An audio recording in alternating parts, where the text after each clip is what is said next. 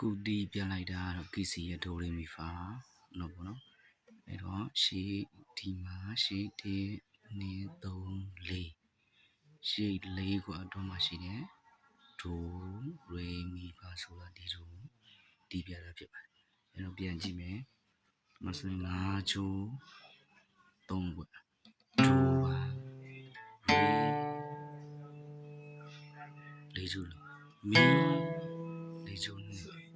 4ချိုး3ဖာမြင်း3ချိုးလူကျော်ဆူ3ချိုး2ခွက်လာ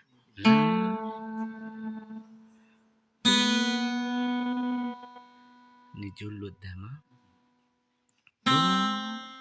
2ချိုး1ခွက်ရေမီ1ချိုးလွတ်မယ်ဖာဆူဒါကကီးစီရဲ့ရှေ့4ခွက်အတွင်းမှာရှိတဲ့ open position ဒိုရေမီဖာဆိုလာဒီဒိုနှုတ်ကိုဖော်ပြတာဖြစ်ပါတယ်အဲ့တော့ပြန်ဒီပြန်မယ်ဒိုရေမီဖာဆို